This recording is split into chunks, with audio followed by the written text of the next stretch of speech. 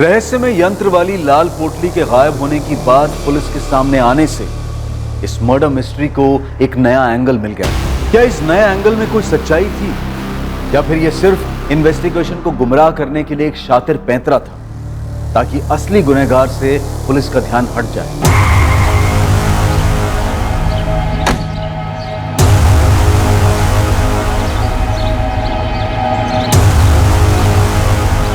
गोपाल जोशी को बाहर बुलाइए तुरंत। यंत्र? हाँ, एक लाल पोटली में रखा हुआ था जिसे रामनाथ दीक्षित एक संदूक में रखते थे। तो क्या वो लाल पोटली वहां से गायब है? हाँ, ये खबर हमें उनके चेले धीरज और लक्ष्मण ने दी। तो हम जानना चाहते हैं कि वो दोनों वाकई सच बोल भी रहे हैं या नहीं। ओके मैडम, मैं पता लगाता हूँ, क्योंकि काफी लोग दूर दराज से भी रामनाथ दीक्षित यहाँ आते थे। कोई ना कोई इस पे रोशनी जरूर डालेगा। यहाँ होता था, इधर इसी में रखते थे गुरुजी। साहब हमने कभी पास से नहीं देखा, बस दूर से ही देखा करते थे। सिर्फ गुरुजी ही संदूक खोलते थे। उसके बाद वो अंदर से पोटली निकालते थे, फिर उसके अंदर हाथ डालते थे, ध्यान लगाते थे, साथ में मंत्र पढ़ते थे। साहब वो हमसे कहते थे कि उस पोटली में एक यंत्र है जो सिर्फ और सिर्फ उन्हें चमत्कारी शक्तियाँ देता है, लेकिन वो हमें उस यंत्र को देखने तक नहीं देते थे। अगर वो यंत्र इतना ही खास था कि गोपाल उसे चुराने के लिए इतना खतरनाक रास्ता अपना सकता है, तो तुम दोनों भी तो कर सकते हो।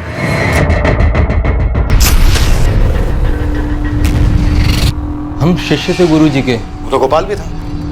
साहब वो यंत्र हमारे किसी काम का ना होता। अभी तो हमने विद्या पूरी सीखी भी नहीं थी, अभी तो पूरा ज्ञान आना बाकी था साहब। और साहब, उस यंत्र के लिए ज्योतिष विद्या का पूरा ज्ञान होना जरूरी होता है। सर, मैं अपने गुरुजी और उनके परिवार के साथ ऐसा करने के बारे में सपने में भी नहीं सोच सकता। अब मुझे नाम बताइए उसका जिसने मेरा नाम घसीटकर इतनी घिनौनी हरकत का इल्जाम मेरे सर डालने का प्रयास किया। गोपाल तू तो तांत्रिक है ना, तू खुद पता नहीं कर सकता क्या अपनी शक्तियों के साथ? वैसे अब तो भीड़ बढ़ गई होगी ना तेरे पास वो लाल पोटली मिलने के बाद। भीड़ बढ़ गई होगी? लाल पोटली? कौन सी लाल पोटली सर, क्या बात कर रहे हैं आप? हमारे पास इस बात के पक्के सबूत हैं कि तुम उस यंत्र के पीछे पड़े थे गोपाल। ये क्या बात कर रहे हैं सर? मतलब मैं क्या करता उसका? और मुझे तो पता भी नहीं कि आप जिस यंत्र की बात कर रहे हैं वो दिखता कैसा है। लाल पोटली तो देखी होगी जिसमें हाथ डाल के रामनाथ ध्यान लगाता था। मैं स्वीकार करता हूँ कि मैंने वो पोटली देखी थी जब मैं गुरुजी के यहाँ शिष्य हुआ करता था, लेकिन गुरुजी ने स्पष्ट रूप से मुझे बताया था कि ये यंत्र सिर्फ उनके उपयोग के लिए।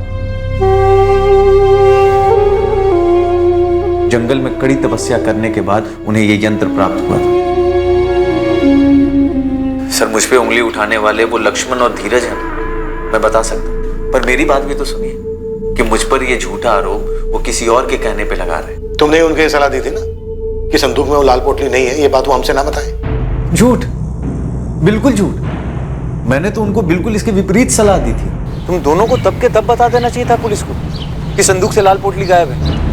तुम लोगों ने बताया क्यों नहीं अभी तक? गोपाल भाई, हमें लगा ही नहीं कि गुरुजी और उनके परिवार का कत्ल उस यंत्र की वजह से हो सकता है। अरे उससे तुम्हें क्या लक्ष्मण, तुम्हारा काम पुलिस की सहायता करना है। जाओ जाकर के पुलिस को सब कुछ बताओ, जाओ।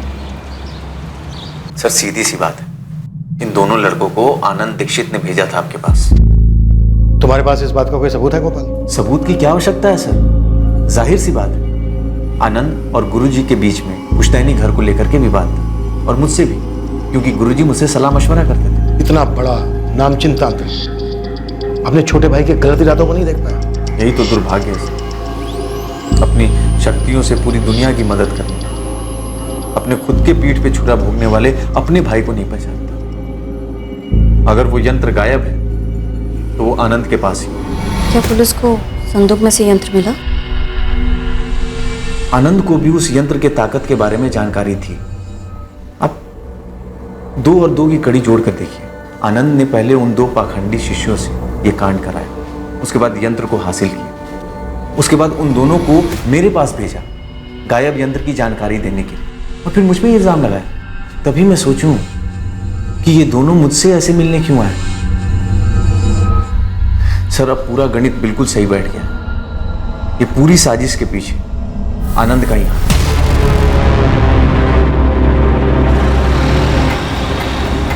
मैडम, ये सूरज गुप्ता काफी डिंगे मार रहा है। ठीक से बताओ गुड्डी, क्या मतलब है तुम्हारा? कैसी डींगे? किशोर दीक्षित और उसके परिवार के ऐसी दर्दनाक मौत पर डिंगे। देखो यार, वो कहते हैं ना कि जैसी करनी वैसी भरनी। अब तुम जानते हो श्रेया तो मेरी गर्लफ्रेंड थी, लेकिन किशोर गलत था। मैंने उसको बोला था कि पीछे हट जा, नहीं हटा और साले ने मुझ पर हाथ उठाया। हुआ क्या, इस दुनिया से ही हट गया। हिसाब किताब एकदम बराबर हो गया। गुरदीप, तुम्हें लगता है सूरज और उसके कॉर्पोरेटर बाप ने मिलकर ही हिसाब किताब पूरा किया होगा? मैडम, कॉर्पोरेटर धर्मेंद्र गुप्ता या फिर उसका बेटा सूरज गुप्ता खुद ये कांड करते ना तो शेख चिल्ली वाला मामला होता, मतलब खुद के ही पैर काट डालते। तो इन दोनों ने नहीं किया? मेरे हिसाब से तो बिल्कुल भी नहीं। हाँ, सुपारी वाला मामला हो सकता है। उस पर कोई खबर? यहाँ मझौली में तो कोई नहीं हो सकता। जबलपुर तक की सुपारी मार्केट छान मारी, अभी तक किसी गिरोह का नाम नहीं आया।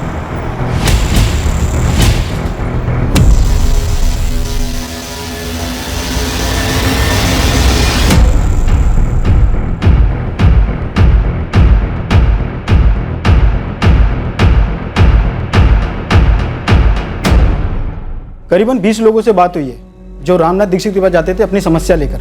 सभी का कहना है कि लाल पोटली तो देखी ही दूर से, लेकिन यंत्र के बारे में किसी को कुछ नहीं मालूम। नथु, इस माधव रघुवंशी के बारे में कुछ पता चला क्या? साहब, वो तो देवदास बना घूम रहा है। मतलब ये प्यार व्यार सच में था क्या?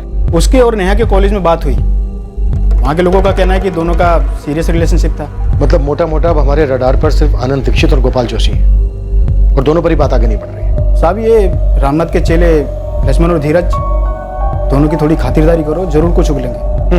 वही प्लान है। तब तो तू गोपाल जोशी का और खंगाल। ठीक है साहब, मैं लग जाता हूँ इसकी हिस्ट्री निकालने में। वैसे एक बात और खटक रही है मुझे, ये चारों मर्डर बहुत ही प्रोफेशनल तरीके से हुए, लेकिन पूरे जिले से, यहाँ तक कि पूरे स्टेट से एक भी हिस्ट्री शीटर का नाम सामने नहीं आया। सर, और एक बात खटक रही है मुझे। हमने जब दीक्षित के पड़ोसी रोहित से बात की थी, तब उसने बताया था कि कत्ल की रात उनकी गली का कोई कुत्ता बहुत अजीब तरह से रो रहा था। उस रात को कोई कुत्ता बड़ी डरावनी तरीके से रो रहा था। सर, मुझे कोई बहुत ही शातिर और बेरहम साजिश की बुआ रही है। यह सिर्फ किसी हिस्ट्री शीटर का अंजाम दिया जुर्म नहीं लग रहा है। यह किसी ऐसे आदमी का काम है जो दीक्षित परिवार और उनके घर मोहल्ले के हालात से अच्छी तरह से वाकिफ था, जिसके चलते इस साजिश को आराम से अंजाम दिया जा सके। काफी आराम से बचा। घर की बैक साइड को खोदने के लिए उनके पास पूरा था। इस साजिश का हर पहलू खौफनाक तो था। जिस तरह से चारों को मौत के घाट उतारा गया था, जिस तरह से दोनों औरतों पर सेक्सुअल असॉल्ट किया गया था और जिस तरह से चारों को दफनाया गया था, पर क्या वो अदृश्य यंत्र जिसे इस केस से जुड़े किसी भी व्यक्ति ने नहीं देखा था, क्या सिर्फ एक लाल पोटली में छुपा हुआ वो यंत्र इस नरसंहार का कारण? सिर्फ एक यंत्र?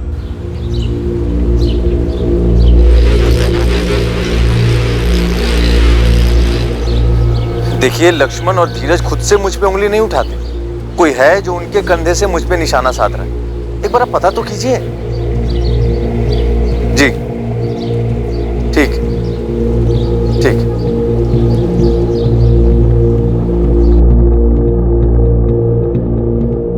पापा, पुलिस आई है आपसे बात करने। आनंद, आपने कैश और जेवर चोरी होने की इंफॉर्मेशन तो दी थी, लेकिन संदूक वाली उस लाल पोटली का जिक्र नहीं किया था जो चोरी हो गई थी, जिसमें रामनाथ जी का यंत्र था। आपने मुझे संदूक खोलकर दिखाया कब? मुझे कैसे पता चलता? हमने एक दफा नहीं, आपसे कई दफा पूछा था उस चाबी के बारे में, जिसे रामनाथ जी अपनी कमर से लटका कर रखते थे। कैसे बताता मैं? मुझे क्या मालूम था वो चाबी संदूक की है? और आपको भी तब मालूम पड़ा जब लक्ष्मण और धीरज ने आपको बताया। हमें पता चला है कम से कम 2 लोग थे, ऐसे 2 लोग जो घर के चप्पे चप्पे से वाकिफ थे, रामनाथ दीक्षित के परिवार की दिनचर्या से वाकिफ थे। बोलो, कैसे अंजाम दिया इस कांड को? क्या क्या किया, कैसे किया? हम और क्या बताएंगे, हम उनके शिष्य थे, गुरु थे वो हमारे। साहब, हमारी सिर्फ इतनी गलती है कि हमने लाल पोटली वाली बात आप लोगों को नहीं बताई। इसके अलावा हमें कुछ नहीं मालूम ये सब किसने किया है। वो आदमी कौन है जिसने तुमसे कहा गोपाल जोशी पर उंगली उठाने के लिए? हमें किसी ने नहीं कहा साहब। और साहब, ये बात सच है, गोपाल भाई ने ही हमें मना किया था आप लोगों को यंत्र वाली बात ना बताएं। 2 घंटे 2 घंटे दे रहा हूं तुम दोनों को, अच्छे से सोच लो।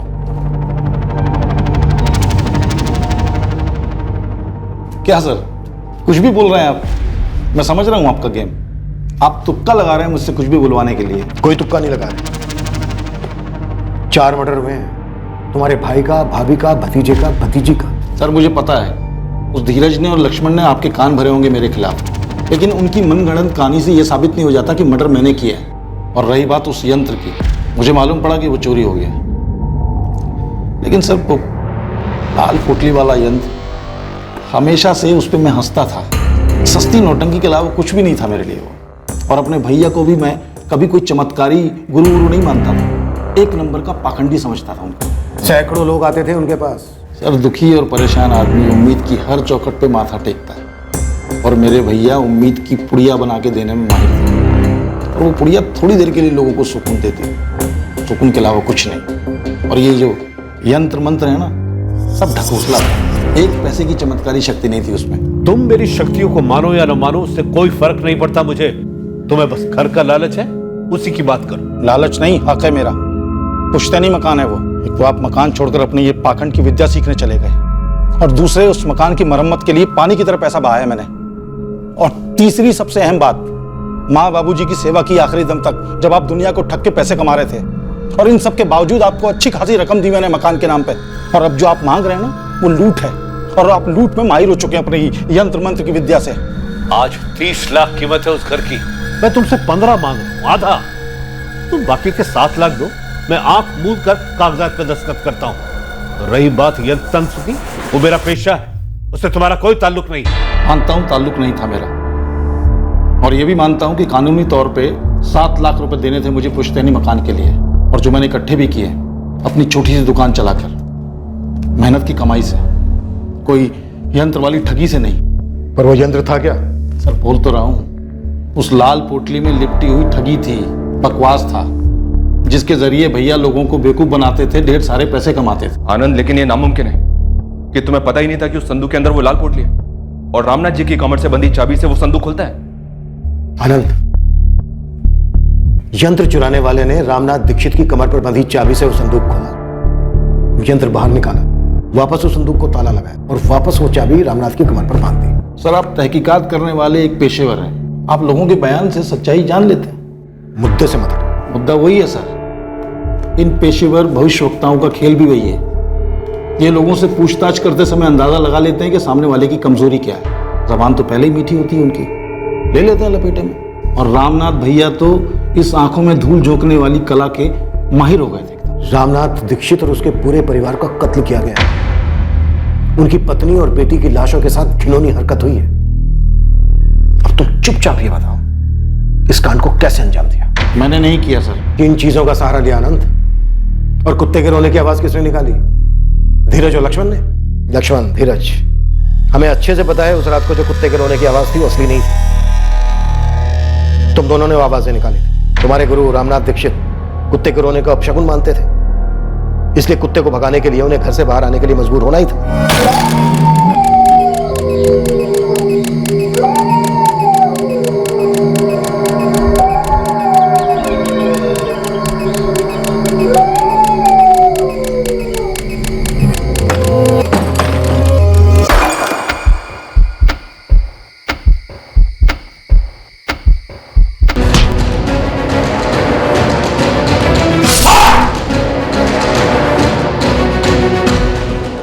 इसी तरीके से मारा, हाँ या ना?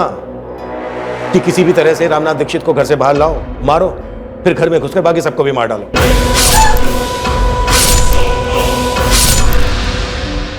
रात में कुत्ते के रोने को अपशकुन माना जाता है, तुम्हें पता था?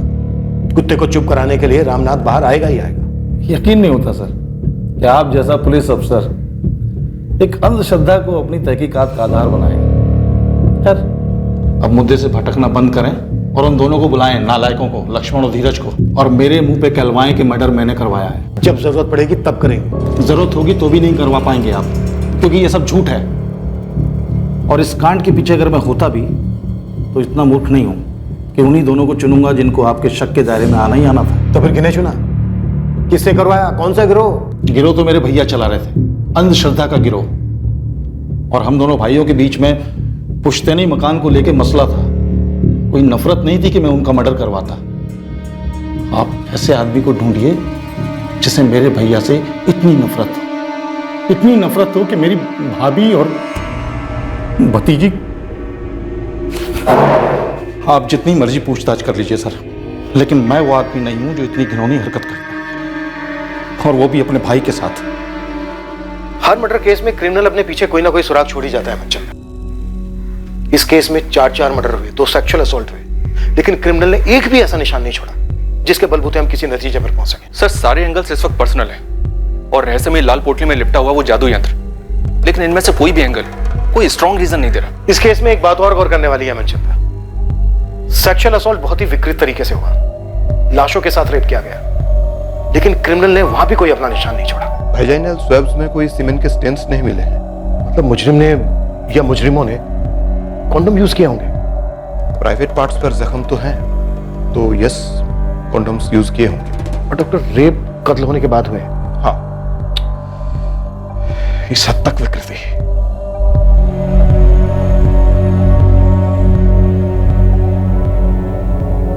क्या सोच रहे हैं इंस्पेक्टर?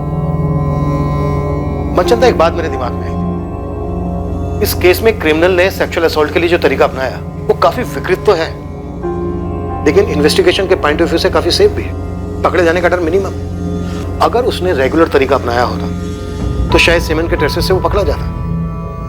इस पूरी वारदात को अंजाम देने के लिए उसने दिमाग काफी तेज लगाया है। जी हाँ सर। मनचंदा, इस केस में हम पर्सनल एंगल को ठीक से फोकस कर रहे हैं ना, या फिर हमसे कुछ छूट रहा है? तो फिर और कौन हो सकता है सर? कोई राह चलते चोरों चक्के?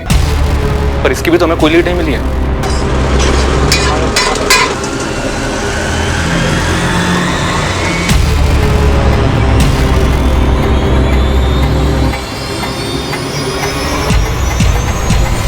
मनचंदा, अलमारी खुली मिली हमें, लॉकर से कैश जेवर सब लुटे गए। सर अगर ये लोग आम चोर लुटेरे होते तो लूटपाट करके भाग खड़े होते, घर के पीछे जाकर कब्र क्यों खोदते? मेरा मतलब सर, इतनी मेहनत इतना रिस्क क्यों उठाते?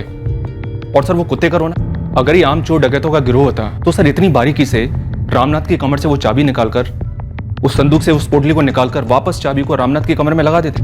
इतनी बारीकी, मतलब सर कोई लॉजिक नहीं बनता। मनचंदा, वो लाल रंग की पोटली हमारे दिमाग में इसलिए बैठी हुई है क्योंकि धीरज और लक्ष्मण ने देखा कि वो संदूक में नहीं है। हो सकता है लुटेरों ने उसको छुआ ना हो, रामनाथ ने पहले से उसको निकाल के कहीं और रख दिया हो या फिर किसी को दे दिया हो। सर मुश्किल लगता है, और अगर ऐसा हुआ भी हो तो बाकी बातें एड ऑन नहीं होती है। सर मुझे लगता है कि आम चोरी के दौरान हुए मर्डर का केस है ही नहीं, रेगुलर हिस्ट्री शीटर्स नहीं थे वो लोग। सर, इस गोपाल जोशी की पूरी कुंडली निकाली है। ऐसी कोई लीड जो उसे इस जुर्म से जोड़ सके? इस वक्त कुछ कहना मुश्किल है सर, लेकिन उसकी कुंडली में काफी उतार चढ़ाव है, स्पेशली पिछले 4 सालों।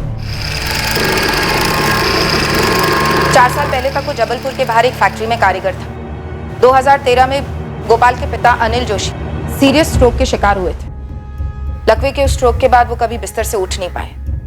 उसी महीने में गोपाल की फैक्ट्री में कटौती की वजह से गोपाल को नौकरी से हटा दिया गया। 2 दुर्घटनाएं एक साथ होने पर हताश होकर गोपाल रामनाथ जी के दरवाजे पर जा पहुंचा। उसे अपने बुरे वक्त को समझना था, आगे का रास्ता जानना था।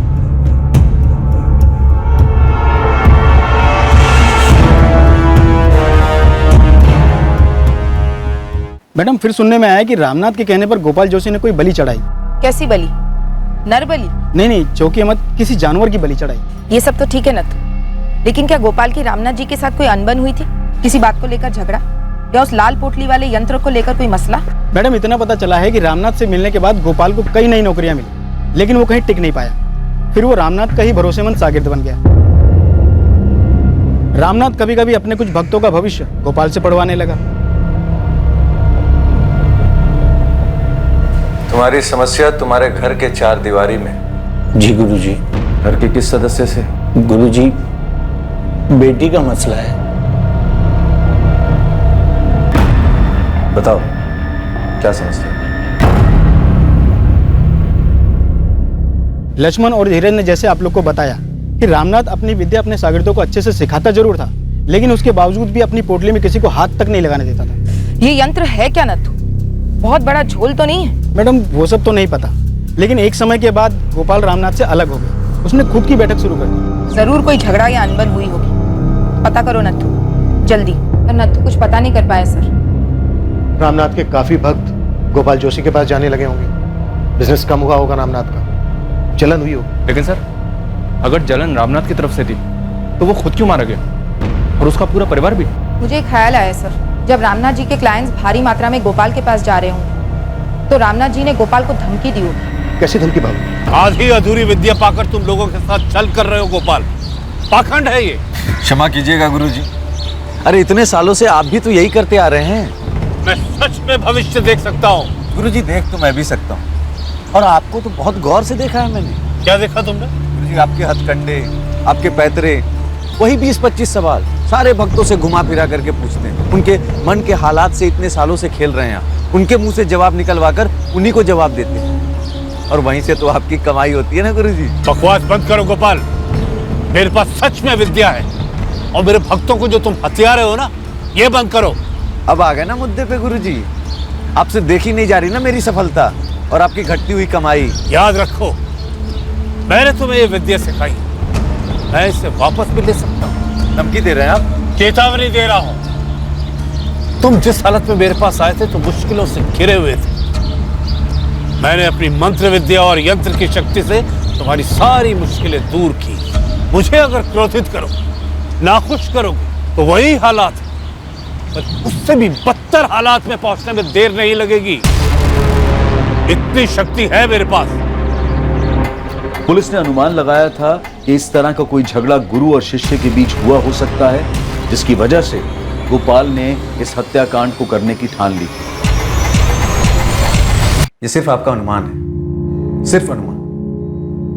और वैसे भी चमत्कारी शक्तियों पर आप लोग कब से विश्वास कर रहे हैं? लोगों का विश्वास जीतकर उनसे पैसे तुम और रामनाथ जैसे लोग कमाते हैं। कौन ना करता है आती हुई लक्ष्मी को? ये बिजनेस है हमारा।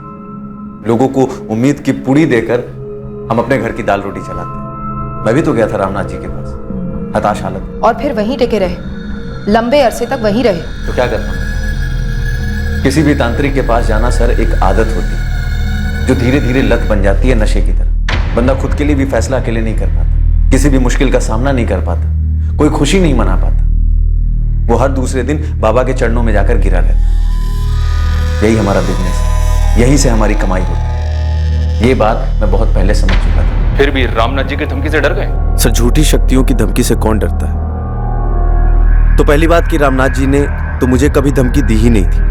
वो बहुत ईमानदारी से अपना व्यवसाय कर रहे थे, मैं अपना कर रहा था। और सर, रामनाथ जी और उनके पूरे परिवार को इस तरह मारकर मुझे क्या हासिल होगा, क्या मिला? तुम अब भी उंगली रामनाथ के छोटे भाई आनंद दीक्षित पर ही उठाओ? जी बिल्कुल। इन सब के बीच में सबसे ज्यादा फायदा आनंद दीक्षित को ही हुआ। जब शक उन पे गया तो उन्होंने बहुत चालाकी से चमत्कारी यंत्र और लाल पोटली के बीच में बातों को फंसा दिया, और आप लोग उसी के गोल गोल गोल गोल घूम रहे हैं। आनंद दीक्षित के पीछे पूरी टीम लगाई गई। उसकी एक एक हरकत पर नजर रखी गई। जिन्हें क्लीन चिट दी गई थी उन्हें दोबारा से पुलिस की रडार में लाया गया। नेहा दीक्षित के बॉयफ्रेंड माधव की बार बार पूछताछ हुई, इस उम्मीद में वो शायद कोई और खुलासा करेगा और उस रात पर रोशनी डालेगा और मुजरिमों का कुछ तो पता चलेगा। लक्ष्मण और धीरज, रामनाथ दीक्षित के दोनों स्टूडेंट्स पर कड़ी नजर रखी गई। टीम सिर्फ इसका इंतजार कर रही थी कि कब इनमें से कोई फिसले और इस केस की कोई तगड़ी लीड मिले। क्राइम सीन का भी बार बार री एग्जामिनेशन हुआ। सब कुछ इस एक उम्मीद से किया जा रहा था कि मुजरिम की तरफ कोई तो इशारा हो। साहब, जब से मैं खबरी बना हूं, मैंने आज तक इतने हिस्ट्री शीटर से बात नहीं की होगी जितना इस केस में कर ली। मैं लगभग दावे के साथ कह सकता हूं, ये काम किसी हिस्ट्री शीटर का तो नहीं है। तो फिर कौन हो सकता है? अगर ये रामनाथ दीक्षित के शागिर्दों में से कोई नहीं है, इसमें कोई हिस्ट्री शीटर इन्वॉल्व नहीं है, तो फिर वो कौन हो सकता है जो एक रात आया, घर में चोरी की, 4 मर्डर किए, 2 सेक्सुअल असॉल्ट किए, फिर लाशों को घर के बैक साइड में दफना कर बिना कोई सबूत छोड़े चला गया? कैसे मुमकिन है? सर, शायद ये मर्डर्स किसी पर्सनल एंगल की वजह से ना हुए और ना ही किसी राह चलते क्रिमिनल ने किए हों। भाविका, तो और क्या रीजन हो सकता है? अंधेरे में तीर चला रही हूँ सर, लेकिन ये किसी नाखुश कस्टमर का एंगल भी तो हो सकता है। तुम्हारा मतलब है रामनाथ दीक्षित का कोई भक्त, कोई ग्राहक जिसे एक्स होने की सलाह दी गई और हुआ वाई? यस सर, या फिर बोला कुछ 1 महीने में ठीक हो जाएगा और लग गया 1 साल। एक अरसे से पूरा समय ही चल रहा है, ये दशा कब तक चलेगी? सिर्फ 3 हफ्ते। भविष्यवाणी सही नहीं निकली और बंदे का खून खौल गया। अपनी सारी मुश्किलों का कारण वो रामनाथ जी को समझ बैठा और गुस्से में आकर कर गया कांड। और सर, आपको जैसे लग रहा था कुत्ते का रोना कारण हुआ होगा जिसकी वजह से रामनाथ जी अपने घर से बाहर निकले होंगे, मुझे भी बार बार वही सही लग रहा है।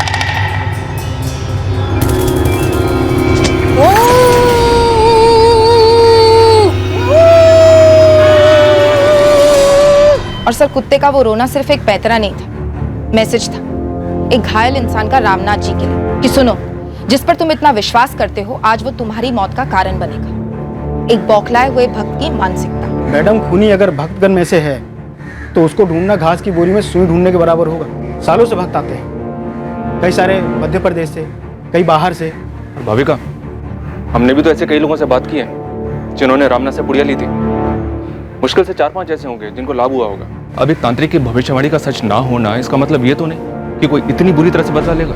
काश इस वक्त हमारे पास भी कोई यंत्र होता, हम भी मंत्र फूंक सकते, या फिर हमें ऐसा कोई बाबा मिल जाता जिसके सामने हम इस केस को खोलकर रखते और वो यूं चुटकी बजाकर मुजरिम और मोटिव दोनों का खुलासा कर देते। ये लो, हो गया केस सोल्व, कर दो क्लोज। मजाक अपनी जगह है। 3 हफ्ते हो गए हैं, 3 हफ्ते इन 4 मर्डर्स को हुए और अभी तक हमें एक भी सुराग नहीं मिला।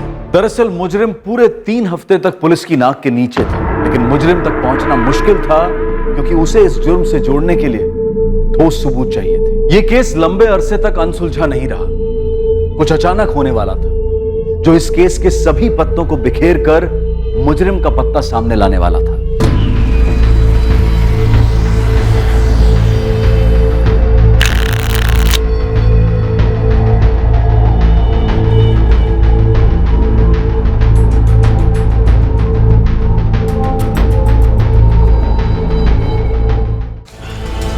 नथु, चाय तो चढ़ाओ, खबर है। चाय और ये टाइम चढ़ा तो सही। ले मुस्तान, चाय कड़क पिला रहा हूँ तो खबर भी कड़क होनी चाहिए। वो कल्पेश को तो तू जानता ही है, हिस्ट्री सीटर कल्पेश ना। हाँ, क्या हुआ उसका? इतनी मोटी गट्ठी है उसके पास करारे नोटों की। ये तेरी कड़क खबर? भाई 10-10 हजार के दाव लगा रहा है। इतने पैसे तो सुपारी से मिलते, वो भी मर्डर की। अरे तो कोई मर्डर की टिप देना। भाई वो तुम ढूंढो ना, हमने तो तुम्हें तिल्ली दिया जला के, मशाल तुम बनाओ।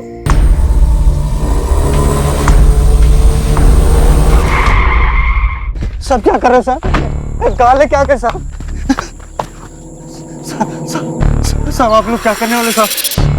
साहब क्या कर रहे साहब? साहब मैंने कुछ नहीं किया, सच्ची बता रहा हूँ साहब, मैंने कुछ नहीं किया साहब। कहाँ से लाए पैसे? नहीं तो यहीं पे लंबा कर दूंगा तेरे को। मेरी मेहनत की कमाई का पैसा साहब। अच्छा, क्या काम करता है बे तू? हाँ, डॉक्टर है, वकील है, कॉन्ट्रैक्टर है या सुपारी कॉन्ट्रैक्टर? सब गोली मत चलाना साहब। किसकी सुपारी उठाई थी तूने? नहीं साहब, मेरी इतनी औकात कहाँ साहब, मैंने कोई सुपारी पारी नहीं उठाई साहब। वो एक बंदा चोरी का जेवर लेके मेरे पास आया था, बोला इसे बेच दे, तुझे तेरा कमीशन मिल जाएगा। मैंने वो सारे जेवर कांतीलाल सिसोदिया की दुकान पे बेच दिए।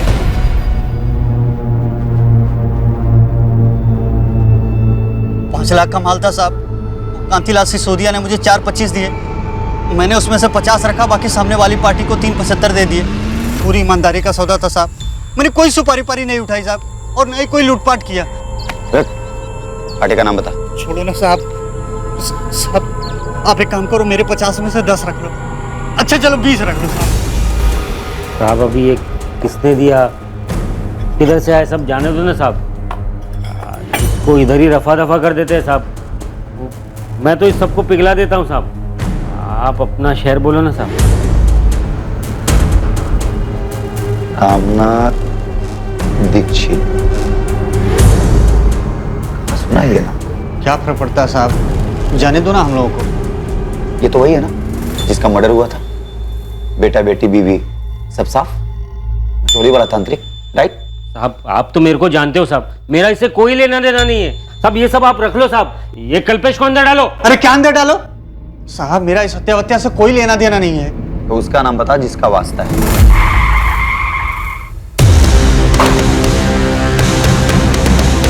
देखा साहब, हमें एक छोटी सी कल्पेश की टिप ने कहां से कहां पहुंचा दिया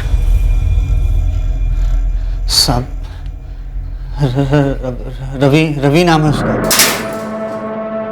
सर। रवि ही मिला था मुझे माल लेकर। कब आया था?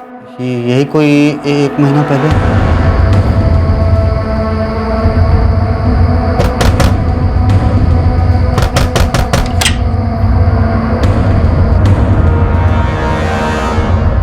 ये देख, ये बेच ले। इतना माल आया कहाँ से? तुझे उससे क्या? कम से कम 7-8 लाख के तो होंगे। अबे नहीं बे, 7-8 लाख के नहीं है। फिर कितने के होंगे? अब यार ये तो जौहरी बताएगा ना, जितनी कीमत होती है उससे कम ही मिलता है। इनका हिसाब किताब तो तुझे पता ही है। पर भाई जो भी कीमत लगे, मेरा कमीशन फिक्स्ड है 50। ठीक है, तो डील तो करा दे, अपना कमीशन रख लेना। लेकिन हाँ, मेरी हरी झंडी मिलने के बाद ही माल निकालना। रवि को मैं काफी सालों से जानता हूँ, उसे पता कि मैं चोरी का सामान बेचता हूँ, इसलिए वो माल लेकर मेरे पास आया था। ये रवि है कौन? किसी गिरोह का है? नहीं साहब, वैसे तो ये सीधे काम में है, ऑमलेट और पराठे का ठेला लगाता है मझोली में। 1 हफ्ते पहले फोन आया था उसका मेरे पास। हाँ कल्पेश, माल भेज दे तुरंत। अरे हरी झंडी है। हाँ हो जाएगा। आया, पर तूने बताया नहीं कि माल किधर से आया, कहाँ से आया। अरे तुझे क्यों जानना है, तू माल बेच, अपना कमीशन रखो और खुश रहे। जुल्म में अपना दिमाग लगा रहा है। तेरे रवि मझोली में कब और कहाँ ठेला लगाता है? साहब ये शाम 5 बजे से लेकर रात के 2 बजे तक, हाईवे के पास सर्विस रोड पर।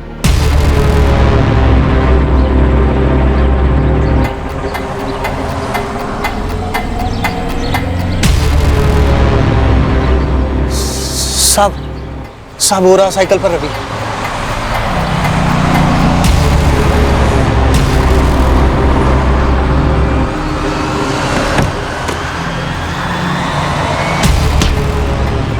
रामनाथ दीक्षित, नाम तो सुना ही होगा।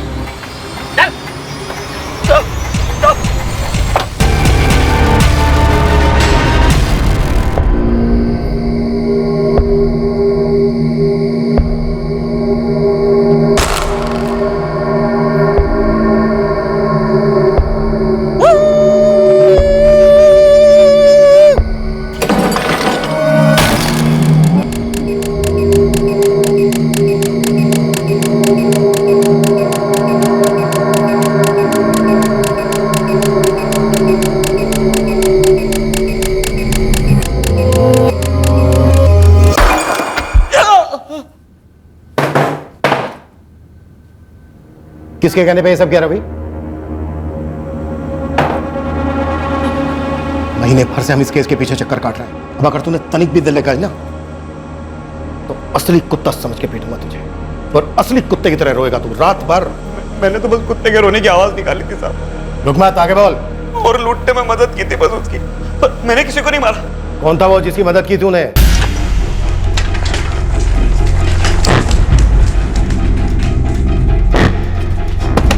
धीरज, धीरज, पुलिस को वो बंदा मिल गया है जिसने गुरुजी के जेवर बेचे। क्या क्या बोला वो? क्या हुआ जी? करना, भैया के घर से चोरी हुए जेवर पुलिस ने बरामद किए हैं। थाने बुलाया है मुझे। कहीं ये उनकी कोई चाल तो नहीं है? पता नहीं, देख आता हूँ।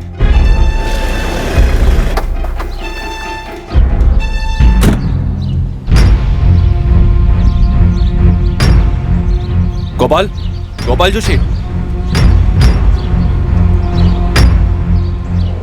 जी इंस्पेक्टर। मुजरिम पकड़ लिया हमने। कौन है? बताते हैं, चलो हमारे साथ। बताइए ना सर, किसे पकड़ा है आप लोगों ने? एक क्रिमिनल है, हिस्ट्री शीटर। कौन है ये? पहले जबलपुर पुलिस ने उसे पकड़ा था पैसों के साथ, जो उसने कुछ जेवर बेचने के बाद कमाए थे बतौर कमीशन। अच्छा, फिर जेवर बरामद हुए और उन जेवर में से चांदी के गिलास पर रामनाथ दीक्षित का नाम लिखा हुआ था। फिर ये कल्पेश मझौली में एक बंदे से मिला जिसने कल्पेश को वो जेवर दिए थे बेचने के लिए। रवि नाम है उसका। इस रवि को वो जेवर बेचने के लिए किसने दिए थे? गोपाल जोशी। किसने दिए थे सर? आप मुझसे क्यों पूछ रहे हैं? हमारा अंदाजा इतना भी गलत नहीं था, और तेरे ऊपर तो शक हमें पहले से ही था, बस सबूत नहीं था हमारे पास। अब हम तुझसे तोते की तरह सच बुलवाएंगे, फिर तेरी भविष्यवाणी की जाएगी, समझा?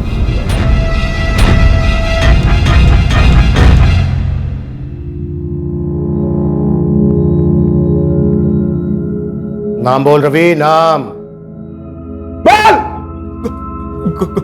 गोपाल जोशी साहब, रामनाथ दीक्षित से पंगा था। चल गोपाल, अब जल्दी से शुरू कर दे अपनी बात। अब अगर तूने 1 मिनट भी देर लगाई तो बहुत तरीके हैं हमारे पास मुंह खुलवाने के। एक से बढ़कर एक यंत्र है हमारे पास।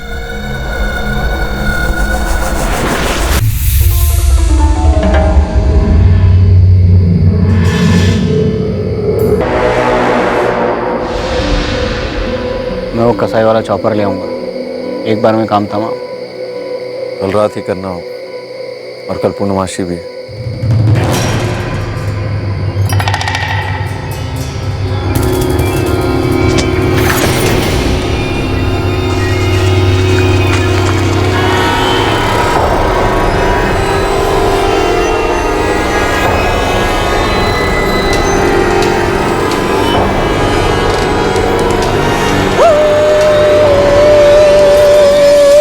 दरवाजा खटखटाता है तो चारों में से कोई भी दरवाजा खोल सकता था,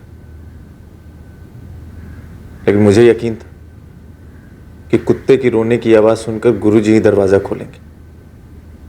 उन्हें लगता कि कोई क्योंकि कोई बचता तो वो भागता, शोर मचाता, लोग इकट्ठे हो जाते। मतलब पूरी फैमिली का सफाई करना है, ये पहले से तय था? नहीं साहब, मैंने किसी को नहीं मारा।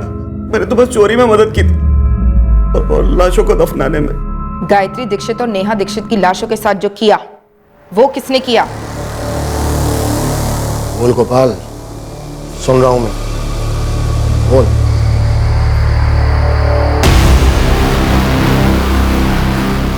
गोपाल भाई, ये लड़की आपकी, वो औरत मेरी, बाद में एक्सचेंज, ठीक है?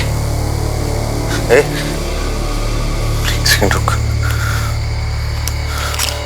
ले, कोई निशान मत छू।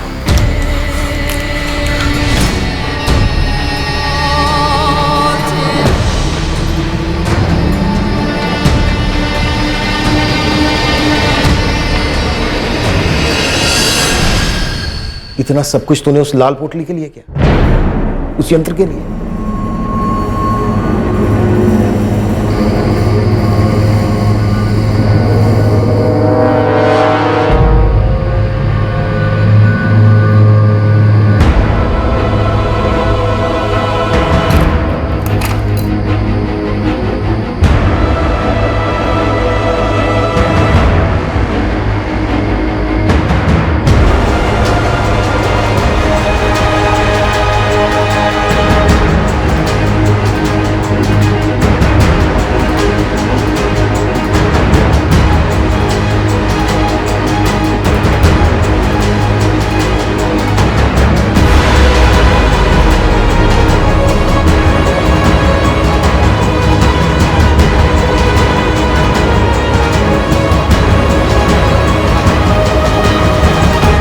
देखो गोपाल, अब अगर तुमने मेरा एक भी भक्त खींचा तो तुम्हारी खैर नहीं, बर्बाद कर दूंगा मैं तुम्हें।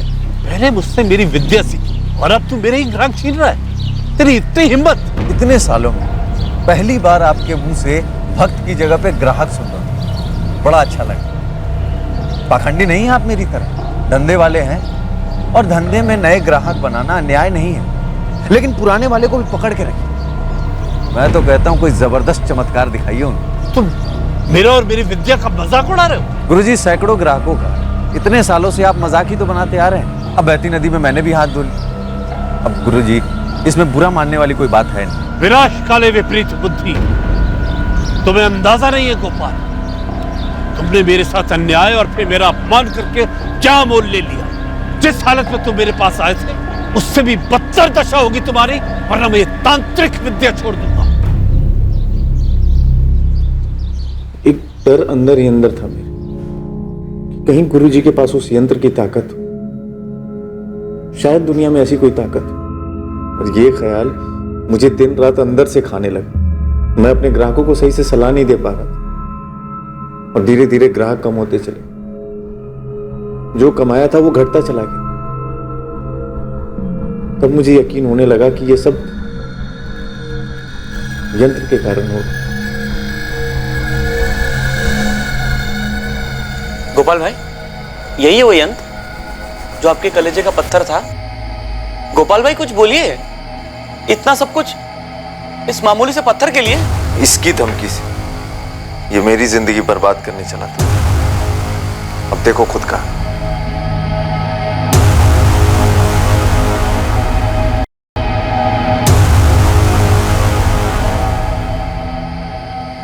गोपाल भाई, आपका यंत्र मिल गया। मुझे लगता है अब यहाँ से निकलना चाहिए। 4:30 हो चुके हैं। घर से नकद और जेवर लेके चलते हैं। चलिए। लाल पोटली कहाँ है? जला दी मैंने। उसके अंदर जो पत्थर था वो मेरे घर पे पड़ा। तुम अब भी उस पत्थर को चमत्कारी समझते हो? तंत्र का यंत्र है वो। कुछ जेवर भैया के नाम पे हैं और कुछ भाभी के। उस पोटली में सच में सिर्फ ये पत्थर था? हाँ, सिर्फ पत्थर, और तुम लोगों के लिए यंत्र। मुझे इसके बारे में कभी कुछ पता नहीं था, लेकिन इतना मालूम था कि जो भी ये बकवास है।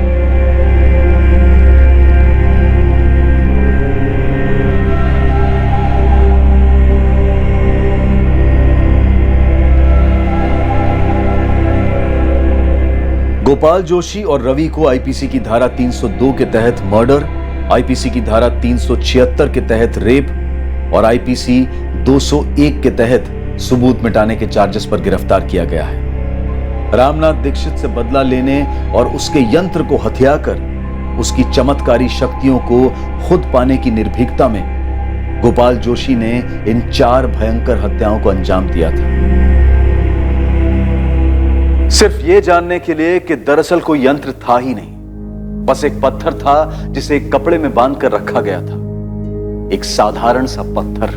दुनिया में ऐसा कोई नहीं है, कोई भी नहीं है जिसके पास किसी और की जिंदगी में चमत्कार लाने की या हाहाकार मचाने की दैवीय या फिर शैतानी शक्ति हो। अगर हम अपनी जिंदगी बेहतर बनाना चाहते हैं तो हमें और सिर्फ हमें अपने अंदर की पॉजिटिव एनर्जी को बढ़ाना होगा, और इसी की ताकत से हम अपने इरादों को मजबूत कर सकते हैं, अपनी क्षमताओं को बढ़ा सकते हैं और अपनी निराशा को मिटा सकते हैं। जैसे ही हम बाबाओं, तांत्रिकों और भविष्यवक्ताओं की शरण में जाते हैं, हमारा विवेक, हमारे लॉजिकल फैसले लेने की बुद्धि और नजर दोनों धुंधले हो जाते हैं और हम देखते ही देखते इन चमत्कारों के व्यापारियों के गुलाम बनकर रह जाते हैं। दुनिया में सबसे शक्तिशाली ताकत हम खुद हैं।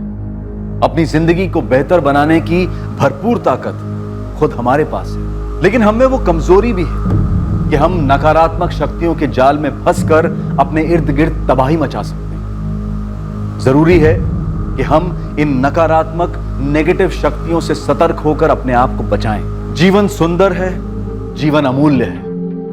अब मैं अनूप सोनी आपसे विदा लेता हूं, फिर मुलाकात होगी, और हमेशा याद रखें, क्राइम और आपके बीच में सिर्फ इतना फर्क है कि आप कितने सतर्क हैं। सतर्क रहें, सुरक्षित रहें। जय हिंद।